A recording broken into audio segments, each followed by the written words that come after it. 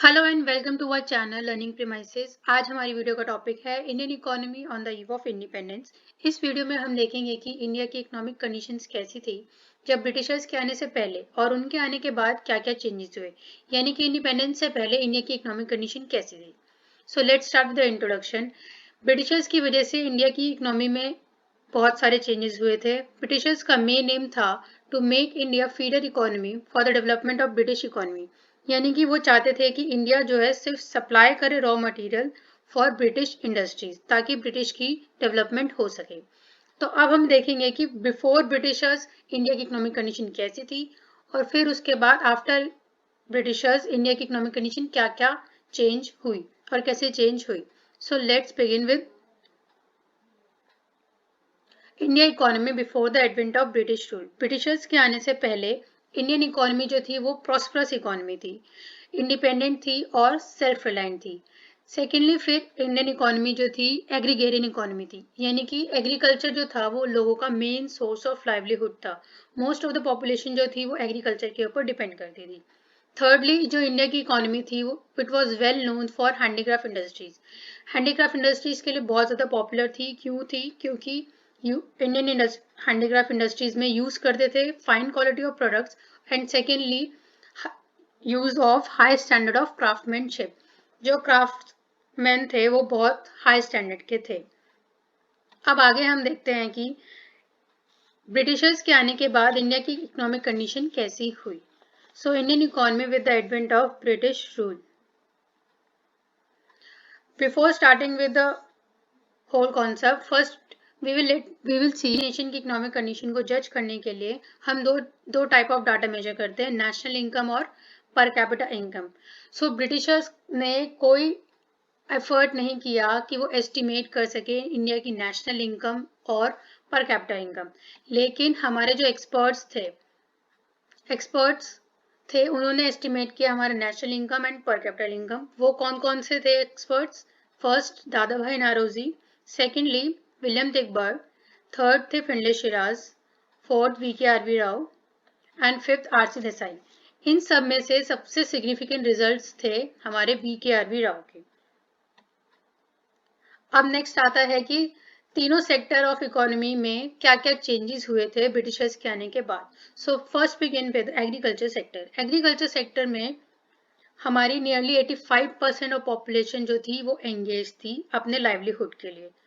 तो ब्रिटिशर्स के आने के बाद क्या क्या चेंजेस आए एग्रीकल्चर सेक्टर्स में। Main reason for stagnation in agriculture, agriculture में किस वजह से रुकावट आई थी? First land settlement system. Land settlement system में ब्रिटिश ने इंट्रोड्यूस किया था zamindari system. Zamindar has to collect rent, उन्हें रेंट कलेक्ट करना था कल्टीवेटर से और उसे एक फिक्स टाइम पीरियड पे ब्रिटिश गवर्नमेंट को देना था। अगर वो ऐसे नहीं करते थे तो उन्हें अपने राइट्स खोने पड़ते थे। सेकेंड है हमारा कमर्शलाइजेशन ऑफ एग्रीकल्चर। कमर्शलाइजेशन मतलब वो गुड्स प्रोड्यूस करना जो सेल हो सके rather than for self consumption. तो ब्रिटिशर्स ने शिफ्ट कर दिया था cropping pattern from food crops to cash crops, और जो भी कैश क्रॉप्स ग्रो करते थे उन्हें हायर प्राइजेस दिए जाते थे। थर्ड है हमारा low level of productivity. Agriculture की प्रोडक्टिविटी बहुत कम हो गई थी। क्यों कम हो गई थी? उनका मेन रीजन यह है लैक ऑफ इरिगेशन। सेकेंड है हमारा low level of technology, technology level बहुत कम था, अपडेटेड टेक्नोलॉजी नहीं हुआ करती थी। थर्ड है हमारा नेग्लिजिबल यूज ऑफ फर्टिलाइजर्स। उस टाइम में फर्टिलाइजर्स का यूज बहुत मिनिमम था, नेग्लिजिबल था। फोर्थ है अब scarcity of investment. Agriculture sector में इन्वेस्टमेंट बहुत कम होती थी। Scarce investment in terracing, flood control and drainage sector in agriculture. Farmers के पास भी इतने रिसोर्स नहीं होते थे कि वो इन्वेस्ट कर सके एग्रीकल्चर में, तो जिसकी वजह से ओवरऑल स्टैग्नेशन आई हमारी एग्रीकल्चर सेक्टर में। अब आगे देखते हैं कि इंडस्ट्रियल सेक्टर्स में क्या क्या चेंजेस आए। तो इंडिया का इंडस्ट्रियल सेक्टर जो था वो मेनली पॉपुलर था फॉर हैंडीक्राफ्ट इंडस्ट्रीज। अब इसमें ब्रिटिशर्स की वजह से क्या इम्पैक्ट हुआ? Impact of British rule on industrial sector of India. First है decline of handicraft industries. Britishers ने डी इंडस्ट्रियलाइजेशन यानी कि फर्स्ट उन्होंने किया, डिक्लाइन कर दी थी हमारी हैंडीक्राफ्ट इंडस्ट्री। अब इसके पीछे ब्रिटिशर्स का प्राइमरी मोटिव क्या था? क्यों किया उन्होंने हैंडीक्राफ्ट इंडस्ट्रीज को decline? Number 1, getting raw materials from India at cheaper rate. वो इंडिया से चीप रेट पे रॉ मटेरियल चाहते थे ताकि वो डेवलप कर सकें अपनी मॉडर्न इंडस्ट्रीज और सेल कर सकें फिर फिनिश गुड्स को इंडिया में एट अ हायर प्राइसेस। यानी कि इंडिया से रॉ मटेरियल सस्ते रेट पे लेके एक फिनिश गुड बेचना इंडिया के अंदर एट हायर प्राइसेस। सेकंड था उनका lack of capital good industries. India के अंदर कोई भी कैपिटल गुड इंडस्ट्रीज नहीं थी, वो इंडस्ट्रीज जो मशीन प्रोड्यूस कर सके, गुड्स प्रोड्यूस कर सके। Thirdly, there low contribution to GDP. Industrial sector का जीडीपी के अंदर कंट्रीब्यूशन बहुत ही मिनिमम था। Fourth, limited role of public sector. Public sector जो था कन्फाइंड था कुछ ही एरियाज में, जैसे कि हमारे railways, power generation, communication, ports. Public sector को ऑल ओवर रोल नहीं दिया गया था, उसका रोल बहुत लिमिटेड था इंडस्ट्रीज के अंदर। So India remain backward in industrial sector during British rule. इन चारों पॉइंट्स की वजह से इंडिया जो थी बैकवर्ड रही इंडस्ट्रियल सेक्टर में। अब आगे हम देखते हैं फॉरेन ट्रेड। फॉरेन ट्रेड में यानी कि export and import of goods. Foreign trade में इम्पैक्ट क्या रहा ब्रिटिशर्स का? Impact of British rule on foreign trade. Number 1, due to British rule India जो है बन गई थी एक्सपोर्टर ऑफ प्राइमरी प्रोडक्ट्स, यानी कि यहाँ से जाते थे primary products, and India became importer of finish goods, यानी कि इम्पोर्ट करते थे हम finish goods. Secondly, British has monopoly control over India's export and import. Britishers का जो था वो मोनोपोली कंट्रोल हो गया था हमारे सारे एक्सपोर्ट्स पे और इम्पोर्ट्स पे। थर्ड जो था, British trained all the wealth earned from the export in making their own expenses. अब जितना भी वो ट्रेड से एक्सपोर्ट सरप्लस इकट्ठा करते थे, जितना भी वेल्थ वो अर्न करते थे एक्सपोर्ट से, वो सारा का सारा वो अपने एक्सपेंसेस में खर्च कर देते थे। So this was the impact of British rule on foreign trade. अब आगे देखते हैं डेमोग्राफिक कंडीशन।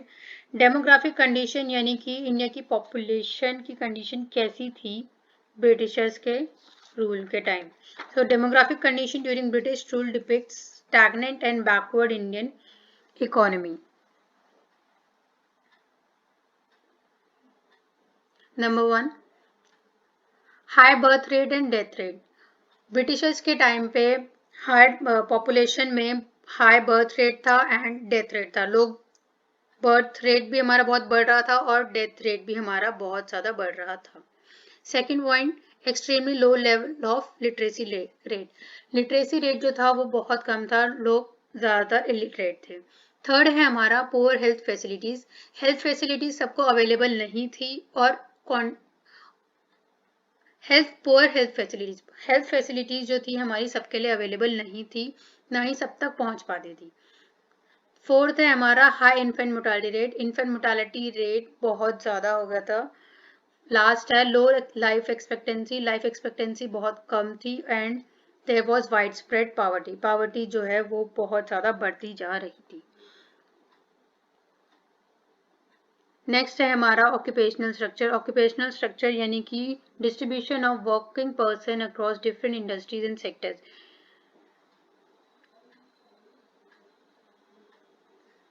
तो state of occupational structure during British rule. British के टाइम पे ऑक्यूपेशनल स्ट्रक्चर की क्या कंडीशन थी? पहले हम देखेंगे सेक्टोरल डिस्ट्रीब्यूशन यानी कि एग्रीकल्चर सेक्टर, मैन्युफैक्चरिंग सेक्टर और टर्शियरी सेक्टर में क्या कंडीशन थी। एग्रीकल्चर सेक्टर में 75% पॉपुलेशन थी, यानी कि it contributes largest share of population जो थी हमारी एग्रीकल्चर सेक्टर में इन्वॉल्व थी। नेक्स्ट है हमारी मैन्युफैक्चरिंग सेक्टर में 10% थी and service sector contributes to 15%। अब हम देखेंगे रीजनल वेरिएशंस यानी कि इंडिया के में ओवरऑल पॉपुलेशन कैसे डिस्ट्रीब्यूटेड थी ऑक्यूपेशनल स्ट्रक्चर में।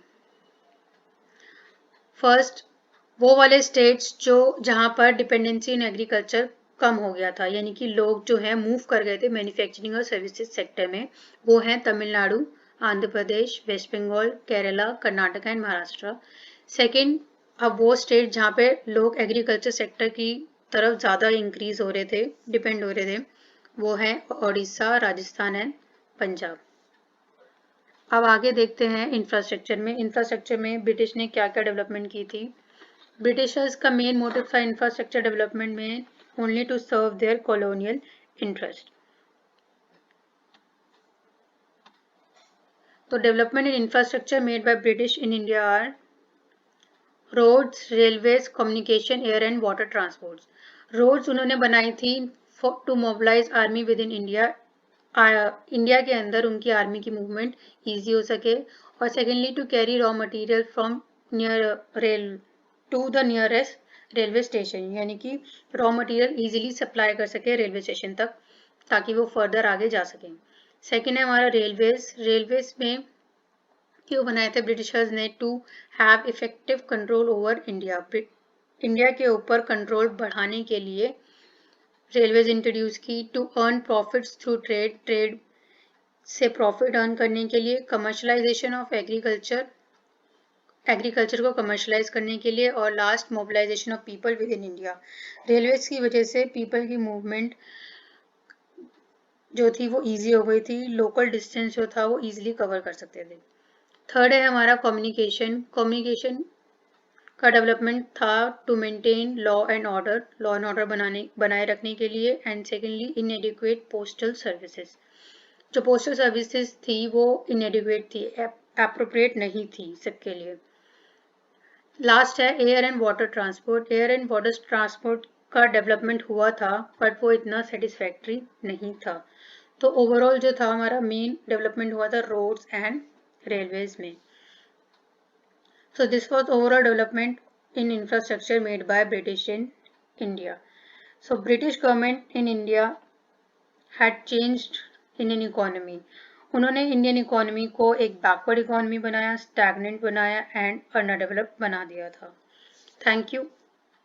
I hope you like the video. अगर वीडियो पसंद आए तो लाइक करें, सब्सक्राइब करें।